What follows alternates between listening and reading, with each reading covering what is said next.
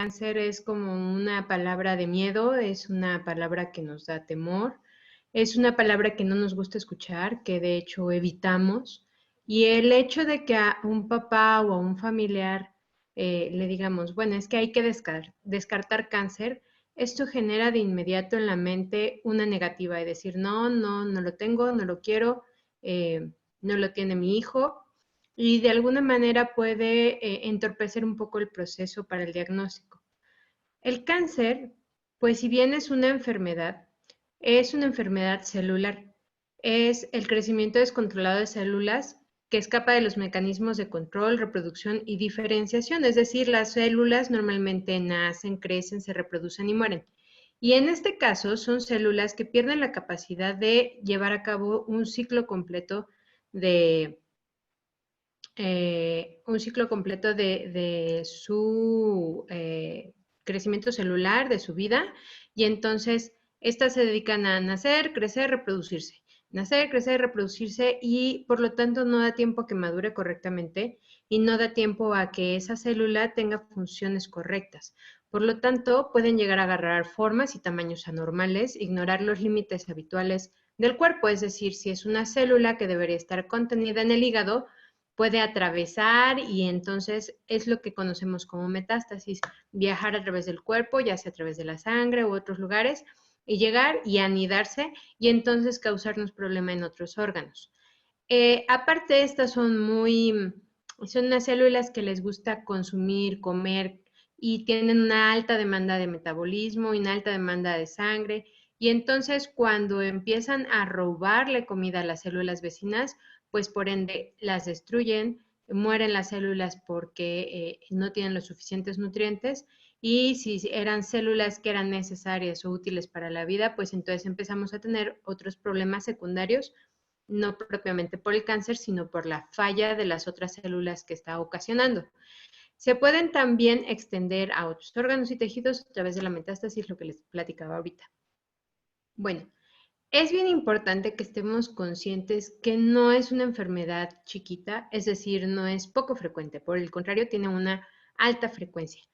Está considerada por la Organización Mundial de la Salud como una de las principales causas de mortalidad en la infancia. Al año aproximadamente se diagnostican 280,000 niños con cáncer entre 0 y 19 años. En América Latina tenemos como muy latente estas cifras o esta estadística, ya que tenemos una variedad en los países que conformamos América Latina. Algunos son países más adinerados o con mejor desarrollo industrial, comercial, etcétera, económico, y otros son países que inclusive caen en un estado de pobreza profunda, que eso hace muy variable la estadística de cáncer a nivel de Latinoamérica. No lo tenemos nada unificado. Pero en general, más o menos como comunidad, se reportan cerca de 29,000 casos al año. La Organización Panamericana de la Salud es una rama como tal de la Organización Mundial de la Salud y ha generado o dentro de sus procesos tiene un manual para la detección temprana del cáncer infantil, que es el que nos rige a la mayoría de los países en las instituciones públicas. Es decir, es nuestra guía, es nuestro manual a través del cual nosotros podemos ir guiando tanto al paciente como guiando nuestro manejo y nuestras decisiones médicas cuando tenemos o cuando estamos enfrentando un caso con sospecha. Bien, otros datos que tenemos importantes estadísticos, pues es que más o menos en todo el mundo hay 400,000 niños y adolescentes que tienen algún tipo de cáncer, que están viviendo, luchando por el cáncer. Los tipos más comunes de cáncer se encuentran las leucemias, los cánceres cerebrales, los linfomas y algunos tumores sólidos como son el neuroblastoma y el tumor de Wilms, que son tumores bueno, el neuroblastoma puede tener crecimiento abdominal, retroperitoneal, mediastinal, etcétera, en órganos como internos. Y el tumor de Wilms es propiamente un tumor de riñón. Se considera al día de hoy que el cáncer es curable hasta en un 80%. Esto hablando en un país primermundista como por ejemplo Estados Unidos. Sin embargo, también tenemos muy claro que en países que no tienen el mismo desarrollo o que están en proceso de desarrollo económico e industrial, es decir, con ingresos bajos o medianos, la curación puede ser tan baja como el 30%. Y esto depende no solamente como tal de lo curativo, sino del diagnóstico. Si bien veremos más adelante que el diagnóstico del cáncer infantil se complica inclusive en estos países por muchas cuestiones. Entre ellas son la cuestión cultural, la cuestión de acceso a los servicios de salud, que el mismo prestador de servicios de salud conozca, sepa, tenga habilidades para poder hacer el diagnóstico y una detección temprana. Y aquí es en donde a veces muchos de estos pacientes se atoran, se entretienen, se tardan y al momento en que sí se diagnostican ya está muy avanzado el cáncer. Es totalmente de nuestro conocimiento que no hay manera de prevenir el cáncer.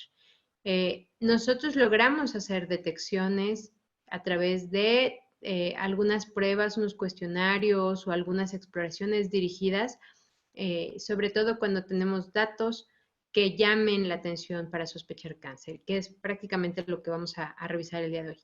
Y la mayoría de los cánceres van a tener una buena respuesta a medicamentos y a cirugía y a radioterapia. Por lo tanto, la combinación de estas tres terapéuticas puede ser muy benéfico para los pacientes y el hecho de tener acceso a eso puede beneficiar ampliamente.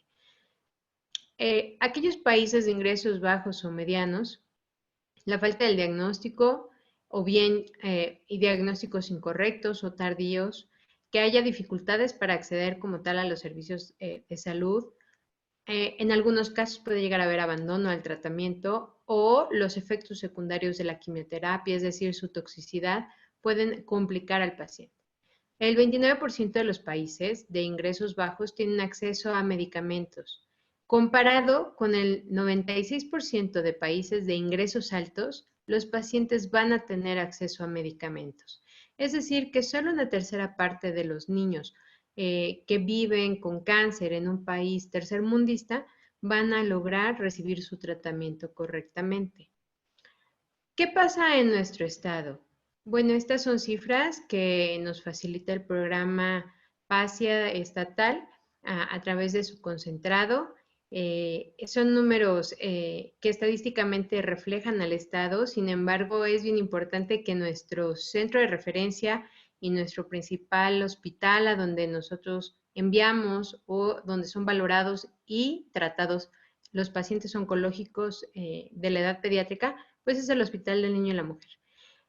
Tenemos actualmente un total de 736 casos en el hospital. Se reportaron en este año, al corte de agosto, 25 nuevos casos. Llevan actualmente en vigilancia, es decir, aparentemente ya no reciben tratamiento porque se ha resuelto el problema agudo de cáncer, pero continúan vigilándose cualquier recaída, 265 pacientes. Se han dado de alta, es decir, totalmente libres de cáncer, 39 pacientes.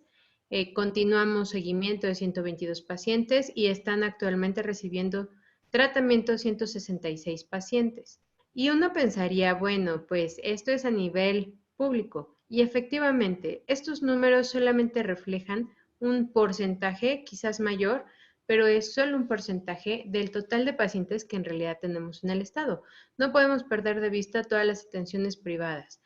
Cuando hace algunos años se abrió el Teletón, fue una necesidad propiamente o fue un reflejo de cómo estaba incrementando el número de casos.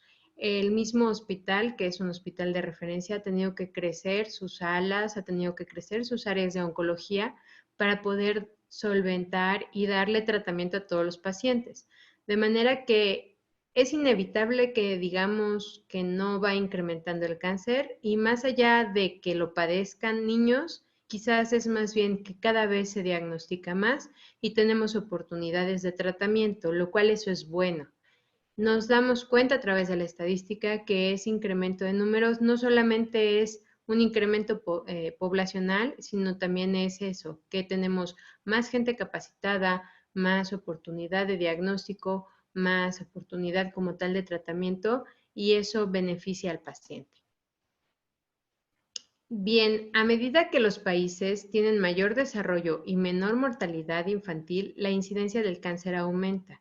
Tiene que ver esta relación precisamente con lo que les platicaba, que hay países en donde es mucho más frecuente que se hagan diagnósticos y por lo tanto sabemos de que falleció el paciente, contrario a países en donde el paciente se va sin un diagnóstico y por consecuente se van sin un tratamiento.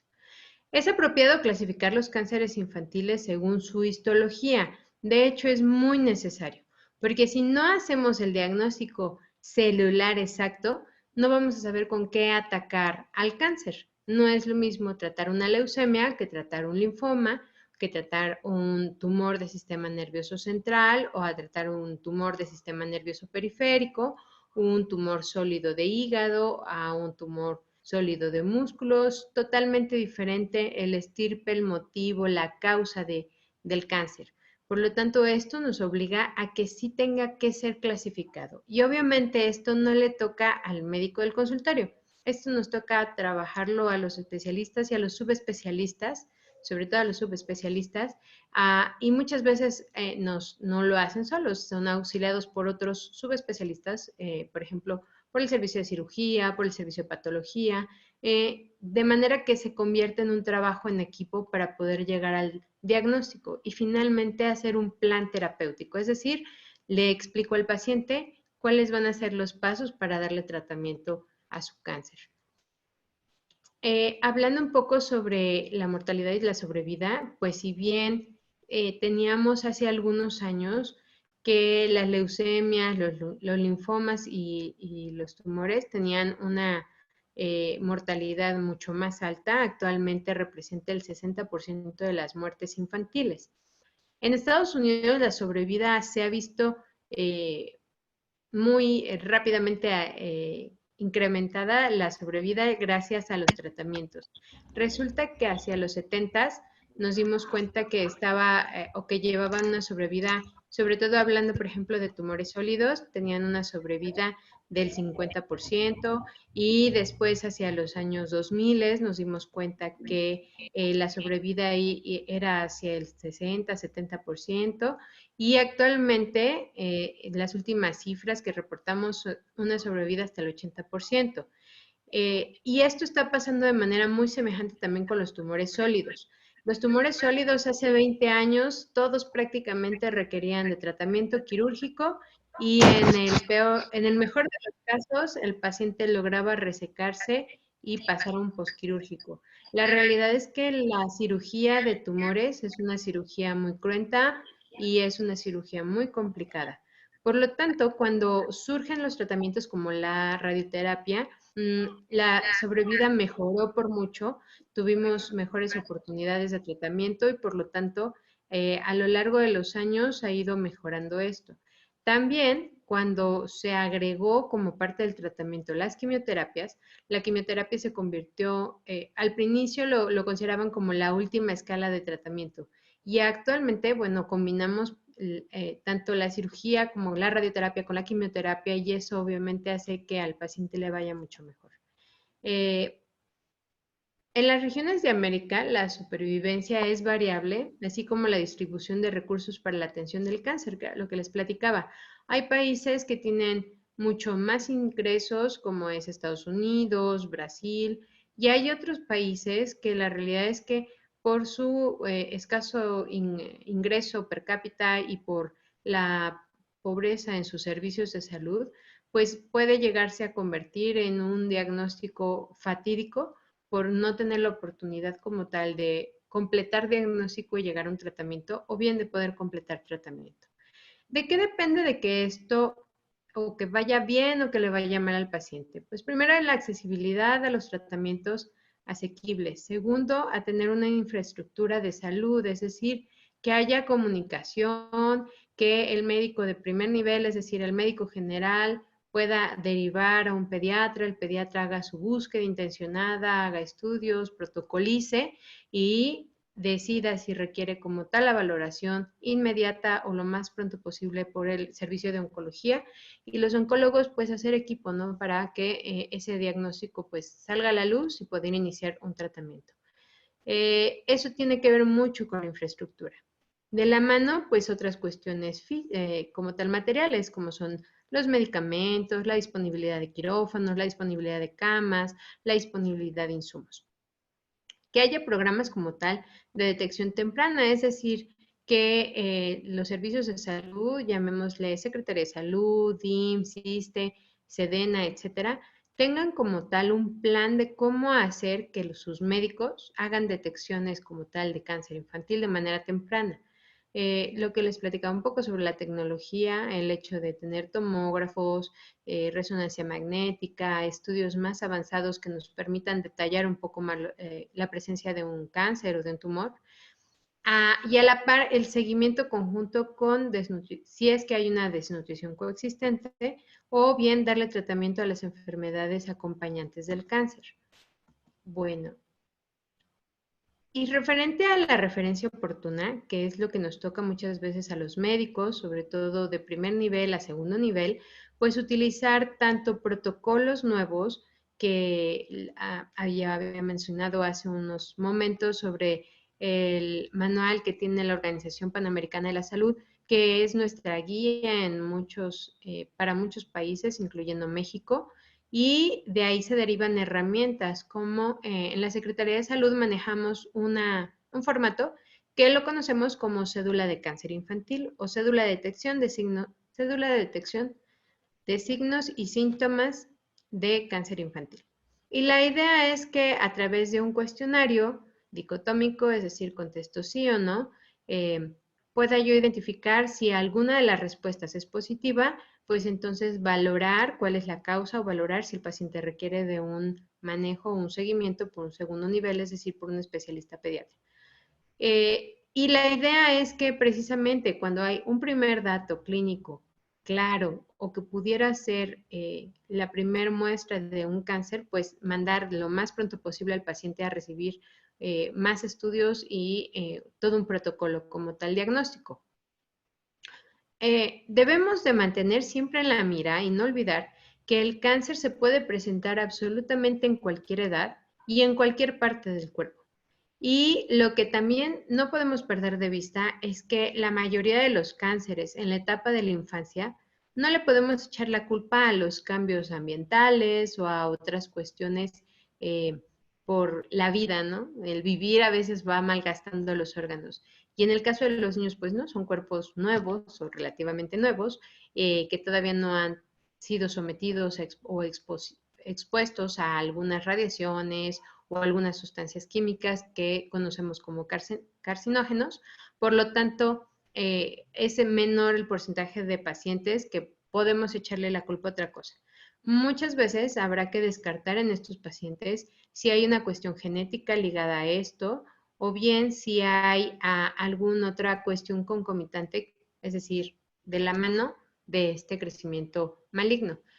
Pueden haber, por ejemplo, algunas infecciones que es importante buscar intencionadamente, sobre todo en los casos que ya llevan mucho tiempo en evolución, como es el virus de inmunodeficiencia humana, el virus Epstein-Barr, el paludismo, o bien algunas otras enfermedades que podrían ser prevenibles a través de vacunación, como es la hepatitis B, o que puede condicionar a tumores de hígado, o bien el virus de papiloma humano, que puede condicionar a tumores de cervicuterinos. Solamente en el 10% de los niños que tienen cáncer se ha llegado a identificar o a comprobar un carácter genético. De aquí que como hay muchas posibles causas o desencadenantes, pues es muy necesario hacer una investigación a fondo y esa le toca pues al primer médico de contacto. Bien, ¿qué tenemos que hacer para mejorar el desenlace? Pues la estrategia no existe como tal una prevención de cáncer infantil, no hay manera de decir, haz esto, tómate esto para que no te dé cáncer. No hay garantías en esta vida para este tipo de situaciones, por lo tanto, lo que nos queda es hacer el diagnóstico lo más pronto posible antes de que haya complicaciones. Entonces, el diagnóstico precoz y correcto es súper importante para poder ofertarle el tratamiento correcto y pueda completar y tener tiempo de oportunidad o la oportunidad del tiempo para poder recibir ese tratamiento. También recibir un tratamiento eficaz y que sea el correcto o el ideal para su padecimiento, así como recibir medidas de apoyo personalizado, es decir, desde atención psicológica, nutricional, hacer comunidad, fortalecer también el lazo familiar que muchas veces se ve quebrantado por el cáncer.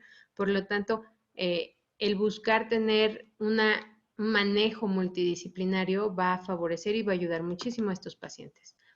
¿Qué nos puede entorpecer o qué puede causar o los factores relacionados a que disminuya la sobrevida de esos pacientes? Pues si bien tener un diagnóstico tardío o bien no llegar como tal al diagnóstico y de qué se murió, pues quién sabe. O bien que no haya un soporte oncológico cercano, que nos quedemos atorados porque del pediatra ya no hay un oncólogo cerca para poder referir o para que pueda hacer la valoración.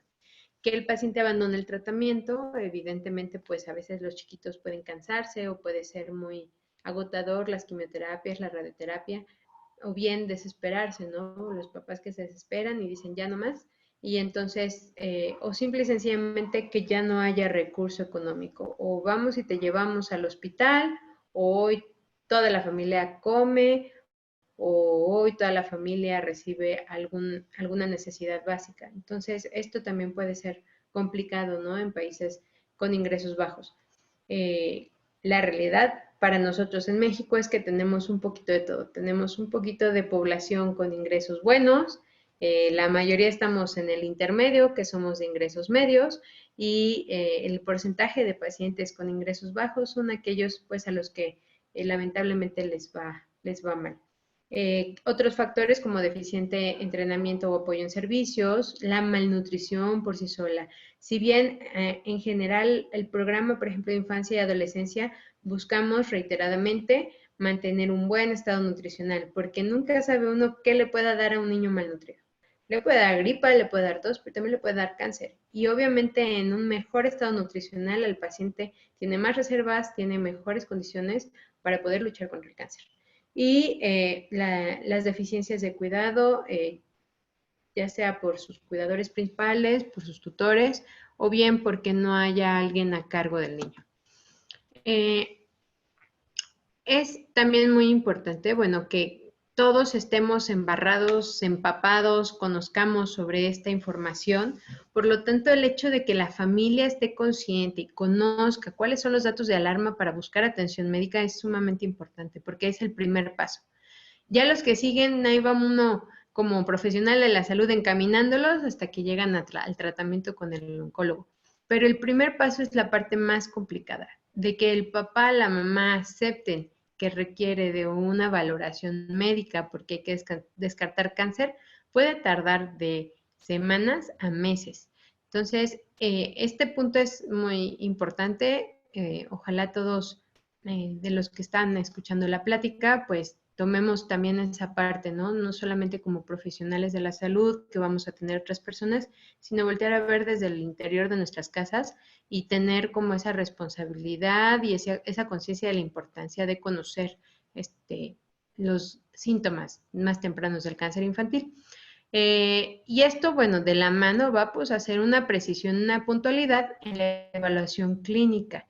El diagnóstico y como tal determinar el estado de la enfermedad para poder hacer un inicio temprano del tratamiento. Mientras más nos tardemos en llegar al diagnóstico, pues más nos tardamos en empezar un tratamiento específico para el tipo de cáncer que tiene el paciente. Definitivamente todos trabajamos para lo mismo, en la búsqueda o en el sensibilizar tanto a la población como contar con recursos médicos, tecnológicos, etcétera, para combatir el cáncer infantil, pues hay una colaboración de muchas instituciones. Entonces, hay colaboraciones entre el gobierno con la sociedad civil, hay programas, y yo les presento aquí mi programa, que es Sencilla, es PASIA, es el programa de salud a la infancia y a la adolescencia que trabajamos a través de la Secretaría de Salud y que tenemos también muchos enlaces con otros programas de otras instituciones y a la vez viendo hacia otras instituciones, sobre todo de atención privada, organizaciones no gubernamentales. Les pongo un ejemplo, aquí en Querétaro es muy conocido el Hospitalito, el Hospital Infantil Teletón Oncológico, y también hay otras instituciones que trabajan, instituciones civiles, muchas de ellas conformadas por padres de niños con cáncer, como es el ejemplo AMANC. Si ustedes entran a esta liga en internet, podrán encontrar todo un directorio a nivel nacional de cuáles son las asociaciones que están trabajando con niños con cáncer y que están colaborando con las instituciones tanto públicas como gubernamentales para el apoyo de los pacientes oncológicos. En el caso de Querétaro, pues AMANC, las oficinas se encuentran en la colonia Vista Azul y tienen una sucursal en el Hospital del Niño y la Mujer, donde colaboran totalmente con los pacientes oncológicos. Y entonces ahora sí vamos a entrar de lleno a lo que es el tema central de la plática. ¿Y cuáles son los signos de alarma para el cáncer infantil? Es decir, ¿cuáles son los datos que yo como mamá, como papá, como familiar, tiene que hacerme o dirigir el pensamiento a que mi paciente, a que mi niño necesita una valoración médica? Este es un ejemplo de algunas de las propagandas o algo de la información visual que nos llega a través de Internet o que nos llega a través de muchas instituciones. Y la idea es pues que nos llame la atención, que conozcamos más datos. Si bien hay muchos datos, no puedo decir que exclusivamente sean 12, pero bueno, de alguna manera mencionar muchos de ellos. Entonces, el dolor sin una causa conocida, la fiebre sin causa conocida, la presencia de moretones, sangrados, algún crecimiento anormal de alguna extremidad o que se palpe alguna bola en la pancita, en la espalda, en el cuello, en alguna parte, que el niño tenga síntomas raros que no son asociados a algo claro o que no se pueda o que sean como muy aislados, es decir, que no haya algo más de la mano, que tenga el niño cansancio, fatiga, debilidad, que esté bajo de pila. Es súper raro que los niños pierdan peso, ahorita vamos a platicar un poquito de eso, que tengan sudoración, sobre todo nocturnas, que haya crecimiento de la pancita, es decir, que de repente ya nada más veamos que va así la barriguita, dura, dura, dura, dura, y el niño flaquito, flaquito, bueno, esos son datos alarmantes. O bien que estemos múltiples médicos o con múltiples tratamientos contra infecciones y que en realidad no haya una evidencia clara, es decir, un cultivo o algo que diga, sí, es esta bacteria, pero que el niño siga viéndose mal, que el niño siga con fiebre, que siga con malestar general. Eh, y el dolor de cabeza es un síntoma súper, súper especial cuando nos toca valorar o tratar a un paciente con dolor de cabeza en la edad pediátrica. Tenemos que descartar tantas cosas y al mismo tiempo es muy extraño o muy raro que a un niño le duele la cabeza y que ese dolor de cabeza se acompañe sobre todo de vómitos, o bien que tenga en alguna parte de su visión o del ojito una o varias manchas blancas. Bueno, entonces todos estos síntomas que podríamos denominarles inespecíficos, es decir, si me llega un paciente solo con fiebre, pues hay que buscarle la causa más común de fiebre y después buscarle otras muchas causas. Palidez o sangrado, la presencia de dolor de cabeza, alteraciones neurológicas pueden ser muy variables. Puede ser desde la manera en cómo camina el niño o que tenga debilidad, debilidades muy específicas a una mano, un pie, que se le caiga así un poco el párpado, que se le desvíe la boquita, que de repente en lugar de decir mamá diga ayer o diga agua, que no pueda verbalizar correctamente sus ideas, que se le trabe la lengua, que se le trabe la boca, algunos datos que tienen reflejo desde lo neurológico, ¿no? El típico dolor de huesos, masas y o tumores en alguna parte del cuerpo, que tengan alteraciones oculares, o bien la presencia de una manchita blanca en el ojo, o bien que el niño haga viscos. Y lo que les platicaba, pérdida de peso es sumamente extraño en la edad pediátrica. Vamos a platicar un poquito a detalle porque es bien interesante que nos quede claro que no todas las fiebres es cáncer, ni que todas las bolas son cáncer, ni que todos los sangrados de la nariz nos van a llevar a cáncer. Es bueno que como población conozcamos las posibilidades, pero sobre todo el médico es el que tiene que tener esa certeza en el diagnóstico. Y cuando yo los capacito a mis médicos de la Secretaría de Salud, les digo, bueno, es que no puedes decir que solamente es A, tienes que sumar A más B más C más D para tener como tal una sospecha clínica. Pero también ese A aislado, si no hay una causa evidente, pues habrá que buscarla intencionadamente. La característica de la fiebre en el cáncer es que es una fiebre intermitente, es decir, no es una fiebre que da constante. Cuando los niños tienen infecciones, sobre todo bacterianas, es una fiebre que es constante, persistente, que es puede llegar a no responder correctamente al tratamiento, medicamento, o bien son fiebres que apenas dice la mamá, ya se le pasó el efecto del paracetamol y ya volvió a empezar con la fiebre. Entonces, eso sería una fiebre continua. En el caso del cáncer, son fiebres intermitentes, es decir, aparece y la fiebre desaparece solita y al rato vuelve a aparecer solita y no lo podemos asociar a algo en especial y ni siquiera tampoco la resolución la podemos asociar a que, bueno, es que le di el medicamento hace 15 minutos y ya le está haciendo efecto, ¿no? Eventualmente uno medica al paciente y tarda 1 hora o hasta 2 horas en que se resuelva la fiebre. Entonces no suelen tener una buena respuesta a medicamentos antipiréticos, es decir, para la fiebre. Habitualmente esta fiebre los tumba, se sienten muy mal. En el 10% de los casos puede haber una fiebre que no sabemos por qué tiene fiebre y esto se le conoce como fiebre de origen desconocido y esto nos va a obligar a los médicos a descartar un sinnúmero de cosas, sobre todo infecciones u otras causas de fiebre que no puedan ser tan evidentes. El paciente habitualmente cuando presenta fiebre alta, pues es común que digamos, bueno, pues vamos a darle un ciclo antibiótico ya que no se está quitando la fiebre. Entonces ya después de haber estado 2, 3 días en vigilancia, en seguimiento, habitualmente empezamos antibiótico y si con el antibiótico no hubo respuesta, siguió la fiebre, siguió el malestar o el decaimiento, entonces estamos obligados a descartar algo oncológico. Y no solamente como las infecciones, digo, si bien es la causa número 1 de fiebre, las infecciones, pero hay otro tipo de enfermedades asociadas al sistema inmunológico, se conocen como enfermedades inmunológicas y que pueden también acompañarse de fiebre por una respuesta de defensa del mismo cuerpo. Bien, se conoce que hay tumores que causan mucha fiebre, como son la leucemia, el linfomas, el neuroblastoma y el sarcoma de Ewing, son característicos por tener fiebres muy altas. También podemos encontrar, entre otros síntomas, la palidez y o hemorragias o sangrados. Entonces, cuando llega a ver el caso de que el niño se empieza a ver como más blanquito, más paliducho, y esto cada vez es más notorio, también nos debería de llamar la atención cuando hay presencia de palidez aguda, es decir, fue rápido. Hace una semana el niño se veía rosadito, rojito de los cachetitos y el día de hoy se ve blanco, pálido, triste.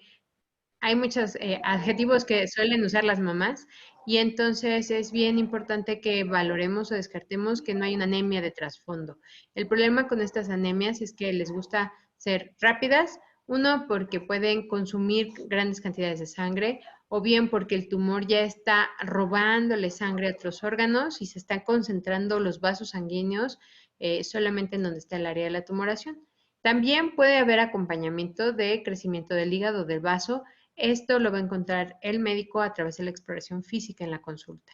Otro dato podrían ser hemorragias anormales, es decir, sangrados anormales. ¿De dónde? Pues de cualquier orificio del cuerpo, de la nariz, de la pipí, de la popó, etc.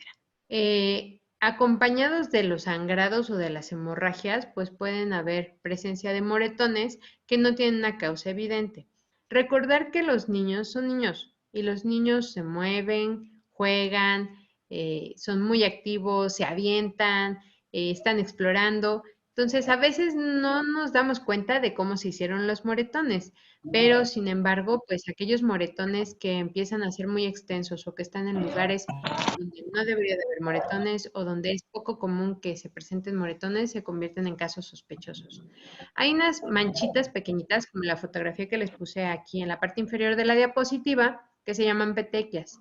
Esas pequeñas manchas rojas pueden parecer o significar que un pequeño vaso sanguíneo se tapó, se tronó o se ocluyó.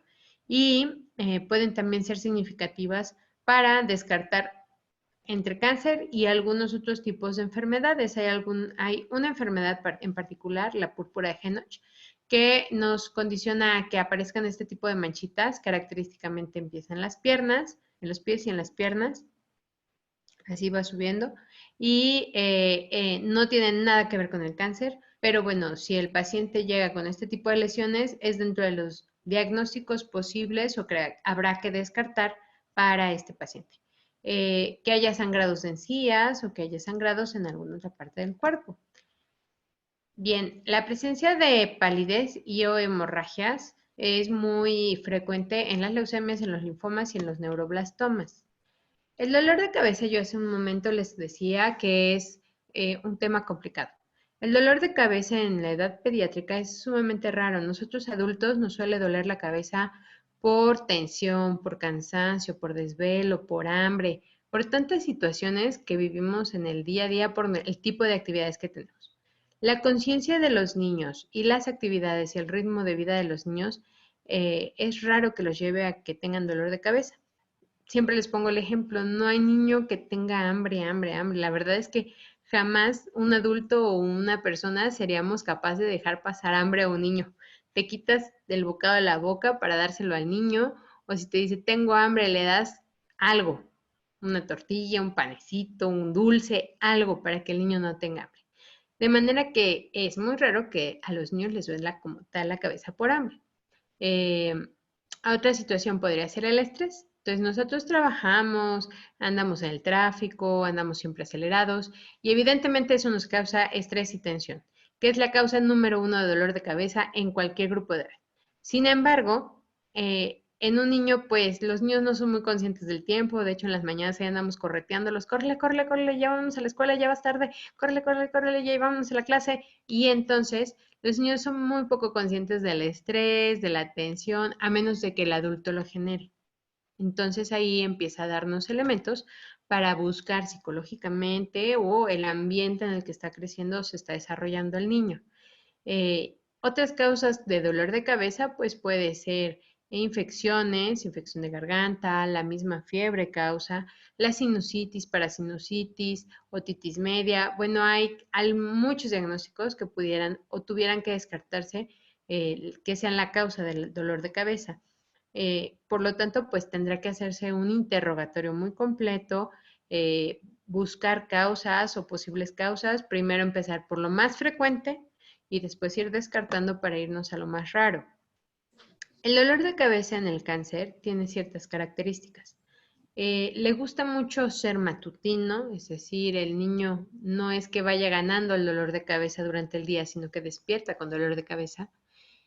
Puede ser por la misma anemia, puede ser cuando hay algún tumor intracraneano, puede ser que algún tumor mediastinal o algún tumor abdominal esté ocluyendo o obstruyendo el retorno venoso y por lo tanto no esté dando una adecuada circulación sanguínea que nutra o que llegue hasta la cabeza. Ven, es muy complejo. O sea, en realidad empezar a buscar un tumor que esté condicionando el dolor de cabeza sí nos lleva a hacer un estudio bien profundo del paciente. Algunas veces cuando el tumor se encuentra en la cabeza, obviamente va a haber dolor de cabeza, pero acompañado de ese dolor de cabeza, seguramente van a haber algunos otros síntomas. Entre ellos puede haber vómitos. El vómito es un reflejo, sobre todo la presión de la cabeza, es decir, nosotros tenemos huesos duros que nos expanden, que no son flexibles y que contienen líquido, líquido cerebral, y adentro o más adentro está el cerebro como tal.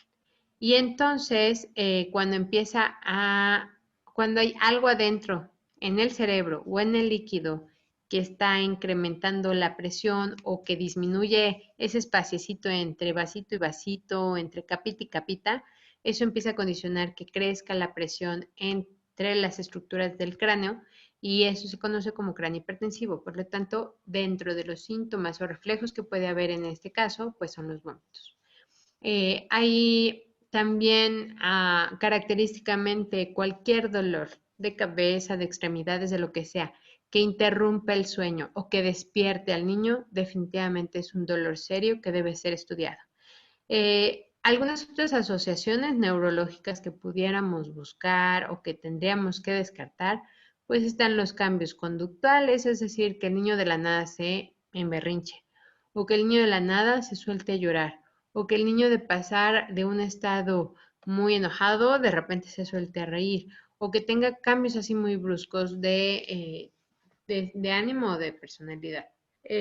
Como tal, el médico estamos obligados a que si el paciente tiene datos clínicos de cráneo hipertensivo, pues lo podemos medir o valorar a través del fondo de ojo, que es una habilidad que todos los médicos deberíamos de tener para poder buscar a través del ojo si hay datos clínicos que nos digan que si hay inflamación o que esté incrementada la presión dentro del cráneo.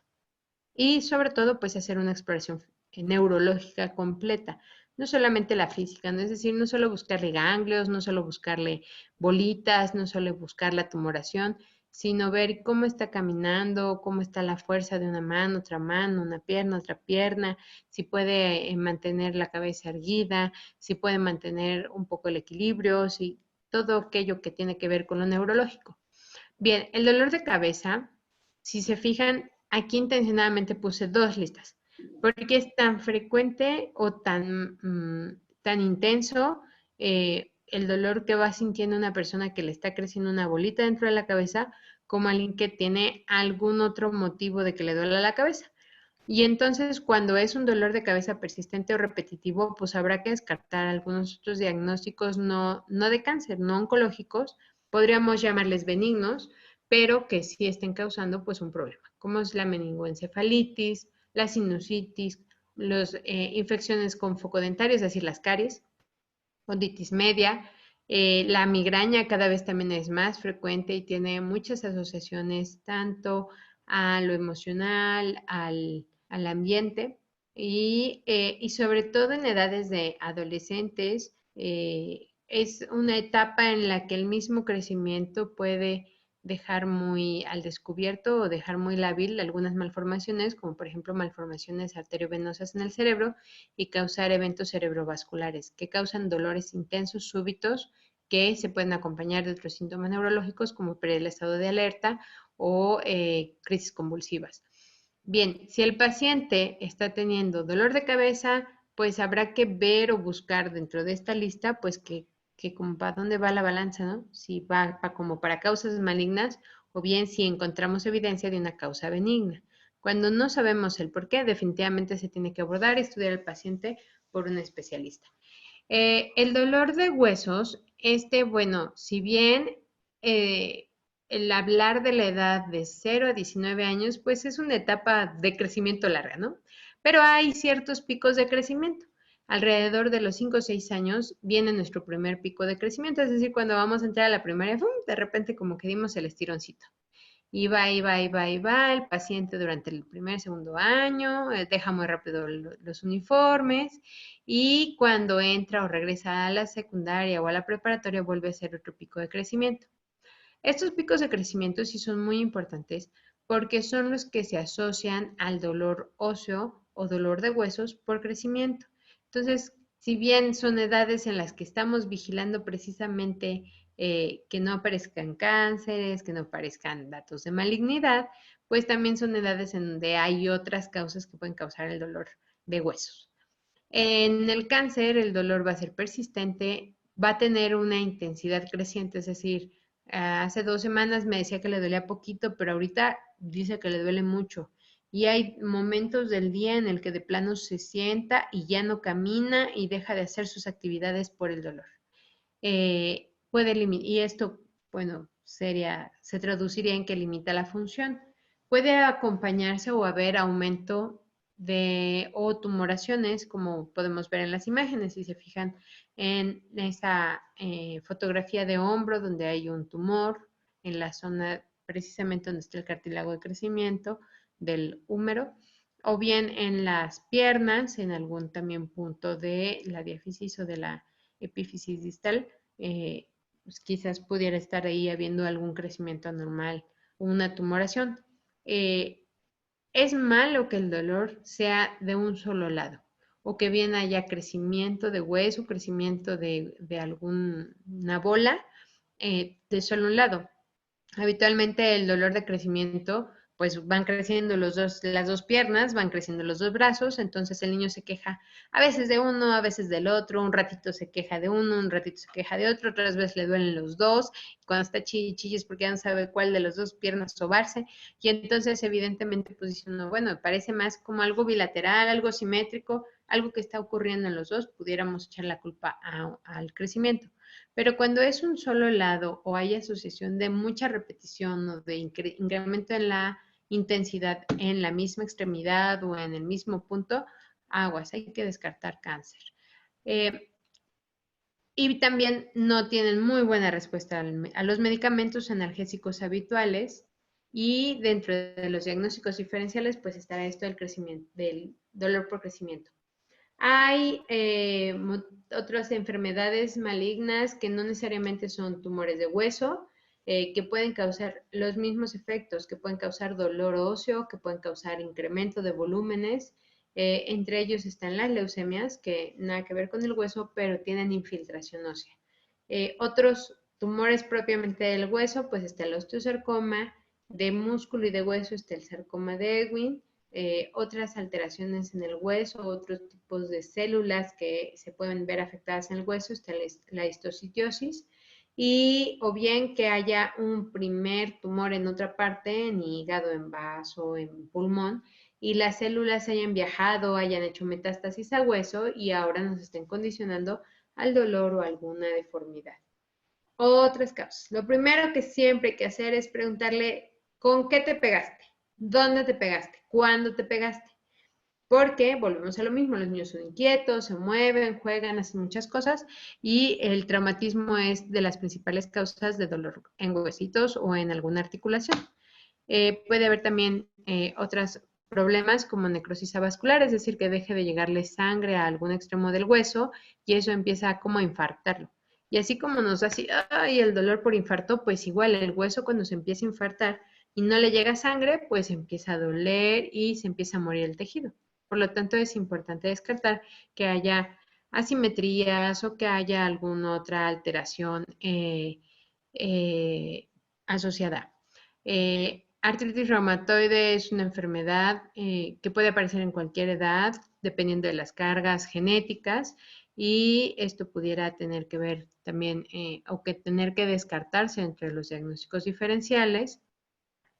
Otras patologías reumatológicas, es decir, que tienen que ver con el sistema inmunológico, la fibromialgia, es otra enfermedad también reumatológica, la osteomielitis, es decir, la destrucción de hueso por infección o por alguna otra alteración. Hablar un poquito sobre ganglios, crecimientos ganglionares, creo que es uno de los del top 10, ¿no? En esta charla, porque es lo que más miedo nos da a los papás, que haya alguna bola o alguna masa y entonces dice uno, bueno, ¿es o no es? Porque hasta donde yo sé los ganglios son chiquitititos. Y si vemos, por ejemplo, estas fotografías, pues hay unos ganglios muy grandotototes. Hay causas infecciosas para que haya crecimientos de ganglios. Puede haber también neoplasias, es decir, cáncer que causen el crecimiento de ganglios. Puede haber crecimiento ganglionar a raíz de alguna enfermedad inmunológica, como puede ser el asma, la rinitis u otras enfermedades reumatológicas. Trastornos en la sangre, es decir, de la producción y del reciclaje, por así decirlo, de las células sanguíneas. Esta imagen que tenemos en la parte superior izquierda que está mostrando, la flecha está apuntando a donde se vacunó de BCG el paciente y debajo de la axila tuvo crecimiento de ganglios. Bueno, si bien la vacuna de BCG es la principal causa de crecimientos ganglionares en niños pequeños, menores de 6 meses, y son crecimientos ganglionares asociados propiamente a la vacuna. Muchas veces solamente es cuestión de vigilancia, pocas son las veces que se llegan a complicar, pero bueno, es importante que tenga la valoración médica y que nos explique el médico qué es lo que tiene el paciente. Y también los síndromes reactivos a infección o post-infección. Fíjense que con COVID pasó mucho. Con COVID los niños llegaban con muchos ganglios y que duraban hasta semanas. Y entonces solitos se iban quitando, fue cuestión de vigilancia y seguramente en el seguimiento de la enfermedad o de lo que sigamos estudiando o que sigamos reportando de COVID, vamos a estar valorando estos crecimientos ganglionares.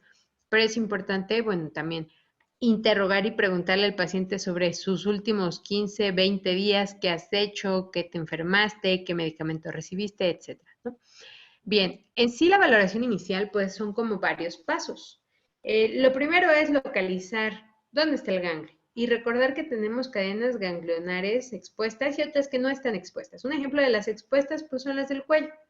Un ejemplo de las no expuestas son las que están dentro del tórax, dentro del abdomen.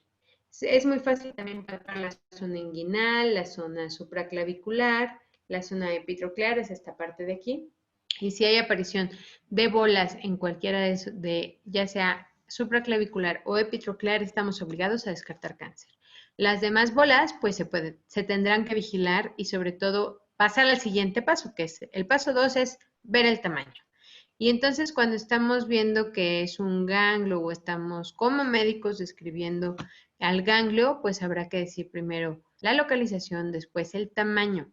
Es bien importante que consideremos o que tengamos en cuenta que aquellos ganglios que miden menos de 1 centímetro son normales, que los inguinales menos de 1.5 centímetros son normales, los epitoclares y supraclaviculares esos en cualquier presentación, chiquitos, grandotes o de cualquier tamaño, son peligrosos. Es importante sí hacer la valoración. Y cualquier crecimiento ganglionar de más de 2 centímetros tiene que recibir o lo tenemos que ver con ojitos de malo, ojitos feos y requerir estudios complementarios para poder llegar al diagnóstico.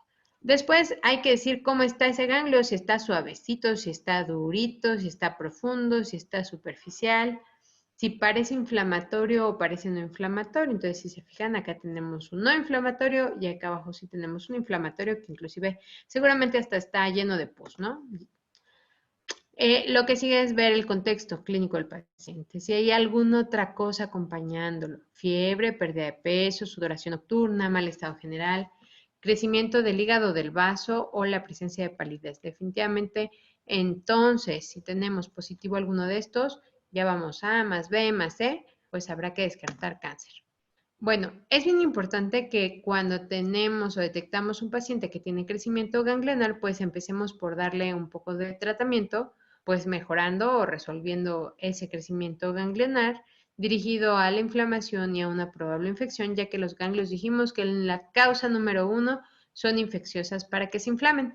Por lo tanto, valorar el iniciar un tratamiento antibiótico sería dentro del protocolo que hacemos para poder diferenciar si ese ganglio que está creciendo tiene respuesta o no a tratamiento. Y entonces, si este paciente continúa con su adenomegalia o con su crecimiento ganglionar, pues va a ser necesario referirlo con un especialista, pediatra, y después el pediatra decidirá cuál es el siguiente especialista o subespecialista que tendrá que valorarlo pensando siempre en una cuestión oncológica. ¿Cuándo sí hay que buscar urgente al oncólogo o al hematólogo? Uno, cuando aquellos crecimientos ganglionares, es decir, las adenomegalias, que van incrementando en tamaño o durante el tratamiento, es decir, que más allá de hacerlo más chiquito, al contrario, el ganglio crece y crece y crece y no responde al tratamiento. Aquellos crecimientos ganglionares crónicos que tienen más de 15 días, que son persistentes, es decir, que no mejoran a pesar de darles tratamiento y que el niño evidentemente no tiene infecciones. Otras son las adenopatías, es decir, los crecimientos de ganglio de más de 2 centímetros sin infección. Que haya algún ganglio, sobre todo en las regiones que mencionaba, supraclavicular, es decir, por arriba de la clavícula, o epitroclear, es decir, arriba de la tróclea del codo, esos son obligatoriamente necesario estudiarlos. La presencia de síntomas sistémicos, es decir, dolor de cabeza, cansancio, debilidad, sueño, dolor de cabeza, fatiga, fiebre. Si hay alguna otra cosa acompañando, definitivamente el paciente tiene que abordarse o protocolizarse para descartar cáncer. Cuando el ganglio no desaparece por más de 4 semanas, pues entonces decimos, es un ganglio crónico que no tuvo respuesta como tal al tratamiento, habrá que biopsiarlo. Bien, hablar sobre bolas en la panza, pues es bien complicado, porque muchos órganos están en la panza y cualquiera puede tener crecimiento de una bola. Del 10 al 15% son malignos en el periodo neonatal, es decir, hay muchas bolas que le pueden crecer al neonato y no todas van a ser cáncer. Pero en la edad de escolares y adolescentes, si no tenía una bola y que aparezca una bola, el 50% de los casos está obligado, o mejor dicho, pudiera llegar a ser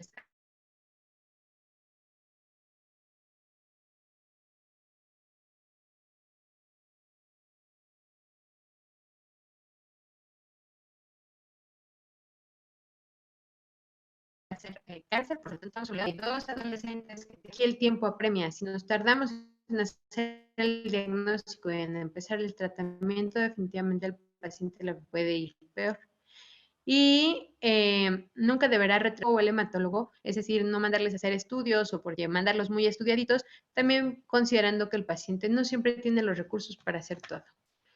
Dentro de los tumores sólidos, el 20% de los tumores sólidos son en abdomen y es muy característico el tocar o el ver bolas en la panza.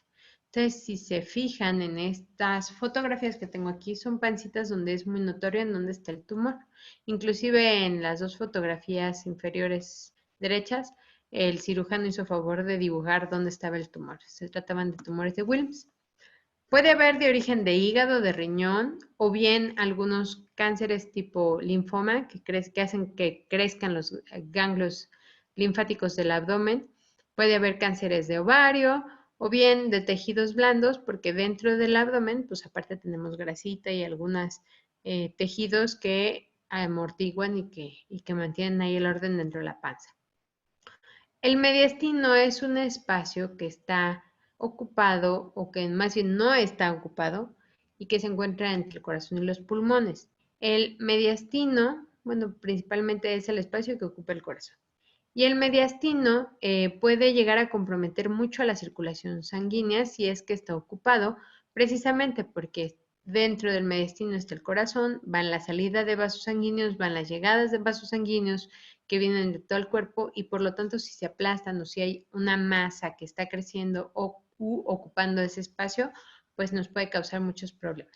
Dentro de los problemas pues está la presencia de tos persistente, es decir, que el niño tose y tose y tose y tose y tose y tose. Que tengan disfonía, es decir, que cambie la voz, que no, que esté aguda, chillona o gangosa o como con flemita.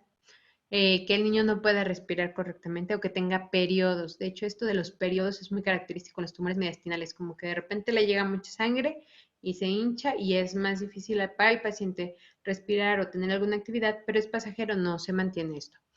El síndrome de vena cava superior es un síndrome muy característico para los médicos, el síndrome de mediastino medio, o bien la deformidad o la presencia de un tumor evidente en la parrilla costal, es decir, en las costillas. El estudio más sencillo para esto es una radiografía de tórax, es decir, a través de la radiografía el médico puede llegar a ver o sospechar masas. De los tumores malos que les gusta buscar al medicina, el neuroblastoma, el linfoma no Hodgkin, leucemia linfoblástica aguda, linfoma de Hodgkin, tumores germinales y el rabdomosarcoma. Y cuando nosotros tenemos un tumor mediastinal, pues siempre hay que considerar la edad. Si está en una edad de lactante, es decir, es menor de 1 año, ese paciente lo más probable es que la causa sea un neuroblastoma. En la edad escolar, aquellos que son de primaria, lo más frecuente son las leucemias, los sarcomas y los linfomas. Y en la edad de adolescente, de 10 años hacia arriba, como empieza el despertar de caracteres sexuales, entonces pudieran ahí empezarse a descomponer las celulitas de los órganos germinales, es decir, de los espermatozoides de los óvulos y producir como tal un tumor. Los linfomas y las leucemias. Bien, el tumor de ojo, si bien no es un tumor muy común, en la frecuencia no tiene una frecuencia alta, pero tiene secuelas muy severas y es un tumor que sí requiere como tal de toda la valoración médica para que uno pueda ver o diferenciar si efectivamente esa pupila blanca es lo que nosotros conocemos leucomalacia, es porque pudiera tener cráneo hipertensivo o porque pudiera tener catarata o porque tiene algún problema ocular que está opacando e impidiendo que podamos revisar correctamente ese ojito, y una telita de células malignas dentro del ojo podría ser el retinoblastoma. Ocupa al ojo tanto en el espacio interior de la cuenca, es decir, del hueso donde está nuestro ojito, como empieza a crecer, a aplastar, y cuando aplasta músculos y nervios, entonces puede empezar a hacer viscos el niño. Es un niño que no hacía viscos y de repente empieza a hacer viscos, habrá que descartar retinoblastoma. Y la inflamación de párpados, es decir, que se hincha el ojito. Es muy común que los diagnósticos se hagan a través de cámaras fotográficas, típica foto con el ojo rojo o el ojo blanco. En este caso, el niño, el problema lo tiene en el ojito del lado izquierdo. Y este es otro ejemplo de un retinoblastoma. Es un niño que el ojo ya está tan inflamado, tan tomado, que le está ocasionando casi pues que no lo pueda cerrar, que lo tenga muy grandote y que se lastime o que se erosione. Pueden haber otras alteraciones visuales como que hagan viscos o que tengan problemas propiamente visuales. Y esto va a ser progresivo, es decir, si medio lo hacía de chiquitito, conforme van pasando los meses, va perdiendo la capacidad visual. Bien, entonces, para cerrar el tema, vamos a acabar. ¿Qué tenemos que hacer si estamos ante alguno de todos estos síntomas que les presenté? Punto número 1, si eres mamá o papá, busca atención médica inmediata. No lo pienses, no le estés dando vuelta, no estés esperando a que se quite el síntoma. La realidad es que perder el tiempo en la espera puede hacer perder la oportunidad de un tratamiento oportuno.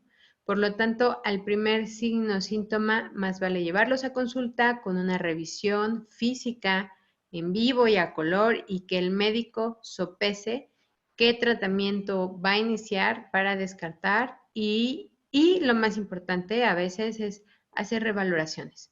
Estamos acostumbrados a veces a que si no nos cura un médico, nos vamos con otro. Y si ese no nos curó, nos vamos con otro.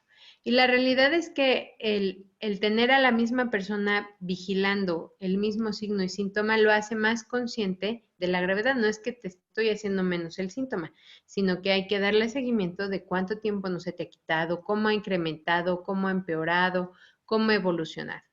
Bueno, es la recomendación número 1. Número 2, para los médicos. Los médicos perfectamente podemos hacer valoraciones y descartar algunos de los diagnósticos más básicos. Definitivamente, si no se trata de algo muy evidente o visible para nosotros, tendrá que pasar a la siguiente ventanilla, que es con el pediatra. El pediatra, en el segundo nivel, pues ahí sí se fundamentará o tendrá que realizar estudios más especializados, más específicos, para poderle poner nombre y apellido a la enfermedad, bueno, nombre, y después mandarlo con el oncólogo, y el oncólogo como tal es el único capacitado para decir exactamente el diagnóstico y determinar cuál es el tratamiento correcto para ese tipo de cáncer. Pues si bien estamos celebrando o estamos conmemorando todo un mes para poder sensibilizarnos sobre el cáncer infantil y hacer diagnósticos tempranos y apoyar a estos chiquitos en sus tratamientos, Tenemos otra oportunidad en el año, que es el 15 de febrero, que es el Día Internacional del Cáncer Infantil. Pero bueno, qué mejor que todo un mes para estar capacitándonos, estudiando, estar retomando los temas y poder ser profesionales de la salud que podamos dar ese diagnóstico correcto y a tiempo. Agradezco mucho el programa de Paz Estatal por su invitación y a todos los que estuvieron presentes en la charla. Espero no haberlos aburrido, pero bueno, la importancia de todos estos síntomas y de hacer diferenciaciones y hacer comparaciones y siempre buscar no irnos solo por la causa buena, sino valorar realmente al síntoma con toda la honestidad médica que tengamos para decir si pudiera ser bueno o ser malo. Muchas gracias a todos y que tengan muy buena noche. Muchas gracias, doctora.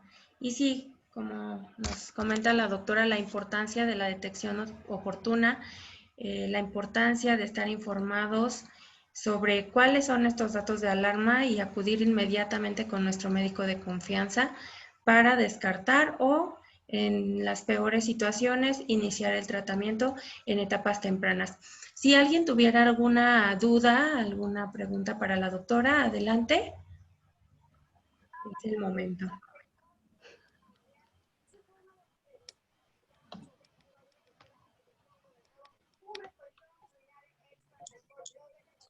Buenas tardes, ¿sí me escuchan? Sí. Doctora, mi nombre es Eric Anaya, pertenezco al programa de caravanas, estoy ubicado aquí en la Sierra de Querétaro y referente a la mención que hacía la doctora de que el cáncer infantil de alguna manera pues no es prácticamente pues prevenible. Yo quiero hacerle una pregunta a la doctora. Eh, los hábitos que tienen ambas, tanto la mujer como el hombre, antes de la preconcepción, y me refiero al consumo de drogas, puede llegar a afectar, en su caso, al menor o en dado caso puede llegar a afectar el embarazo y que desde ahí se pueda relacionar que el niño puede llegar a desarrollar cáncer. Bueno, sí tiene, vamos, las drogas obviamente tienen una repercusión eh, en la formación propiamente del producto. Todas las drogas, así como se consumen, tienen un impacto muy fuerte hacia el cerebro. Y el problema en el producto o en el feto es que se ven afectadas también en su formación. No ha habido una asociación como tal al consumo de drogas para que el paciente o para que el feto o el niño, el recién nacido, tenga cáncer. No ha habido algún estudio concluyente para esto. Más bien lo que notamos y vemos son pacientes que tienen daños neurológicos desde el nacimiento, pacientes que tienen malformaciones importantes, que tienen problemas para ganancia de peso, problemas para ganancia de talla. Creo que hay como más impacto en otro tipo de cuestiones más que en el cáncer. Hasta ahorita no hay estudios que lo asocien directamente, ya que lo primero que se ve y que se nota y que se respira cuando recibes un niño de hijo de mamá drogadicta son otro tipo de malformaciones, no tumores. Ok, doctora, muchas gracias. No sé si todavía puedo hacer alguna otra pregunta. Claro, adelante. La siguiente pregunta. Cuando una mujer tiene antecedente de haber desarrollado virus de papiloma humano antes del embarazo, ¿eso sí está asociado al desarrollo de cáncer infantil posterior? Sí, sobre todo, bueno, del determinar o el que el ginecólogo y el pediatra tengan conocimiento de esto. Cuando nacen los bebés vía vaginal y hay presencia de lesiones, papilomas visibles o evidentes, sabemos que sí hay un riesgo de que haya contagio, sobre todo a la vía respiratoria y a la vía digestiva. Y sí pueden empezar a aparecer papilomas en alguna de estas zonas. Si bien el virus de papiloma humano es un virus que tiene más predominio hacia la piel más que en sí a mucosas, pero en mucosas sí puede desarrollar algún tipo de cáncer. y las displasias, bueno, más bien unas displasias o bien formar como tal papilomas. Cuando llega a haber papilomas en la región nasal, pues son niños que desde el año, 2 años pueden tener sangrados, pero es asociado más a la lesión. Entonces, en realidad no es que desarrollen cáncer nasal o cáncer esofágico, cáncer, sino lo primero que van a desarrollar son las lesiones propiamente del papiloma y las complicaciones que tiene una lesión de papiloma, que son sangrados, ¿no? Y más a nivel de mucosas. A largo plazo, obviamente, se tiene que vigilar a que no haya metaplasias o displasias celulares cercanas a estos papilomas. ¿Qué sería lo peor que le puede ocurrir a un niño? Pues que el papiloma crezca tanto como para obstruirle antes de que se haga cáncer, antes de que se haga un tumor como tal o haya una metaplasia o una displasia de la mucosa. Lo más probable es que haya un papiloma que pueda obstruir la vía respiratoria o que pueda causar algún problema del paso de alimento y que el niño tenga desnutrición, malnutrición o bien que tenga peso bajo y que no crezca. Eso, digamos, sería como un caso muy sutil, porque lo más frecuente es que sean niños que sangran y que son muy evidentes el diagnóstico del papiloma. Ok, doctora, muchísimas gracias. Gracias, doctora. ¿Alguien más tiene alguna duda? ¿Algo que nos quieran comentar?